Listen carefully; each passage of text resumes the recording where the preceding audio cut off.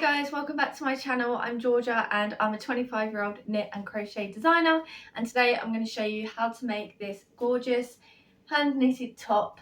It's pretty easy. You just need to know basic stitches such as knit, purl, and how to bind off, how to cast on, and there's a little bit of seaming involved as well, but I'll talk you through it step by step. So I do actually have a downloadable PDF version of this pattern if you want it. I'll leave the link in the description box below, but I am going to be using that as a guide today, so I will leave all the sizes on the screen now so that you can sort of work out what size you want to make. But it goes from extra small to extra large, and I'll put like the bust sizes on there so you can work out what would fit best for you. I've actually made the extra small today, and I usually make the small, but this is more like a cropped, tighter fit. So if you want it more cropped and to be tighter, which I actually really like this look, then size down, because it's usually a bit more baggier and longer than this on me. If you like this video, please don't forget to give it a thumbs up and maybe even subscribe if you feel like it. I would appreciate it more than you know. But without further ado, let's get crafting. Okay, so for this pattern you are going to need some Aran worsted size 4 yarn. I'm going to be using about 250 meters, but it really depends on what size you're going to make. We're going to use this with 2 strands held together. We're also going to need size 9mm knitting needles, and I'm using circular, but we are going to work back and forth, so you can use straight needles if you want to. I just prefer working on circular. We've got a yarn needle to weave in those pesky ends and some scissors. Okay, so grab your 2 strands of yarn and start off by making a slip knot, just like this. I'm going to cast on 41 stitches for the size extra small, and for size small you want to cast on 47, for size medium cast on 51, for size large cast on 57, and for size extra large cast on 61. So here we go, just casting on those beginning stitches, and pause the video and come back once you've done that. Okay, so I have my 41 stitches that I've cast on, and now for row number 1 I'm going to knit 1 stitch and then purl 1 stitch and repeat, knit 1 stitch, purl 1 stitch, and do that across the whole row, and you should finish with a knit stitch. So now what we're going to do is continue that knit 1 stitch, purl 1 stitch, and I'm going to do that until I have 34 rows in total. So we've done row 1, so I'm going to continue this until I have 34 rows in total, and I will put on the screen how many rows you should do depending on which size you are going for. This is actually going to be the length of the top from your armpit downwards. So if you do want to make the top longer, or if you want to make it shorter, you can sort of measure it as you go, just holding it up to yourself. So hold the work up to yourself, wherever that measurement is from your armpit downwards, wherever the top lays, that is how long your top will be on you, sort of as a rough guide. So if you are not happy with the length by the time you've done the amount of rows, you can always just add some extra rows in there to make the top longer. Pause the video here and then I'll meet you back once we have done the 34 rows or however many rows you are doing. Okay, so hopefully you've done your 34 rows or however many rows you needed to do, and just remember, if you've added in or taken away rows in this section, you need to remember to do it for the back panel as well, the exact same. So now what we're going to do is bind off some stitches. So I'm going to start off by binding off 9 stitches, and then we're going to carry on with the knit 1, purl 1 stitch pattern until all the way to the end of the row. So if you're doing size extra small, it's bind off 9. If you're doing small, it's bind off 11. Medium is bind off 12. Large is bind off 14 and extra large is bind off 15. So I am going to bind off my 9 stitches. That was 1, 2, 3, 4, 5, 6,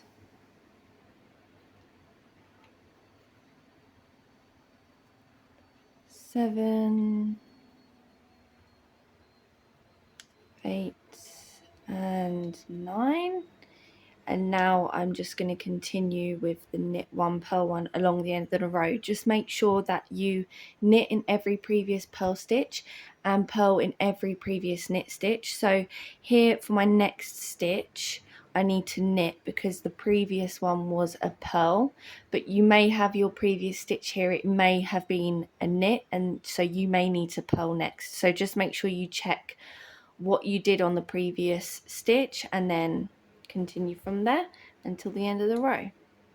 Okay, and for the next row we're going to do the exact same again. So bind off your stitches, however many you did on the other side, you're going to repeat on this side. Once you've bound off those stitches, you're going to carry on as you did before with knit 1 purl 1 until the end of the row.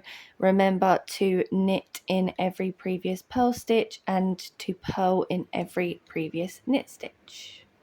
Okay, so now we have created our armholes. We're going to carry on with knit 1 stitch, purl 1 stitch until you have a total of, for extra small, 51 rows. For size small, it's 55 rows. For size medium, 59 rows. For size large, it's 63 rows. And for size extra large, it's 67 rows.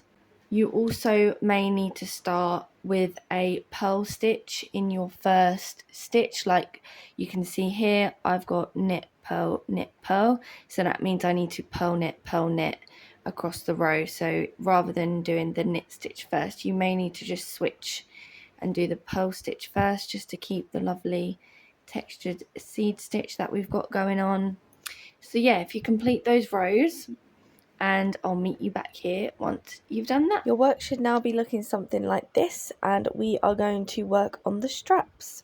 What we're going to do is we're going to purl the first 2 stitches on the row. So we purl 2,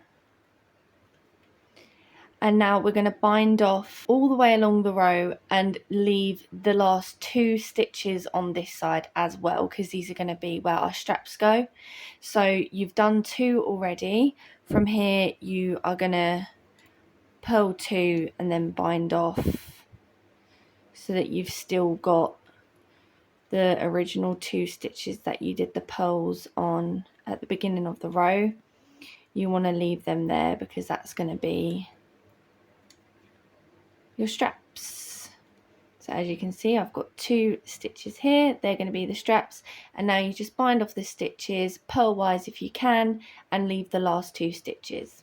So I'm just coming towards the end of that row.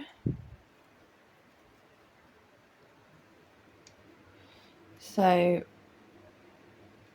I have 1 stitch left and I'm just going to purl that stitch, and then we can turn our work. So we have 2 stitches here and 2 stitches here. We're going to focus on these stitches for now and do these ones later on, so you can just leave them there on your needles. So all we're going to do is knit these 2 stitches, turn the work, and then purl the 2 stitches.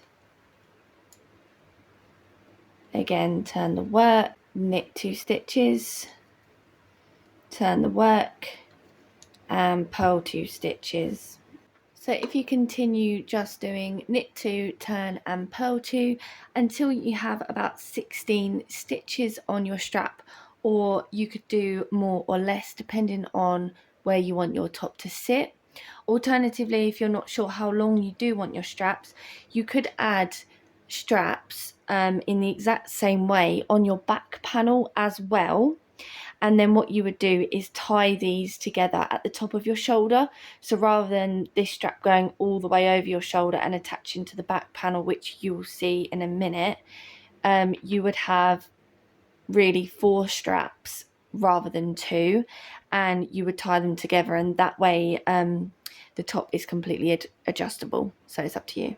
So now I'm happy with the length of my straps. I'm just going to bind off those 2 stitches. So the first strap is done. Now we're going to go on to the other strap. So you will have cut your yarn on this strap, and now you're going to attach that working yarn back over to this side, and we're going to do the exact same again. Start with a knit 2, turn the work, and purl 2, and continue with that until you have 16 rows for the strap, or the same length as the last strap that you did.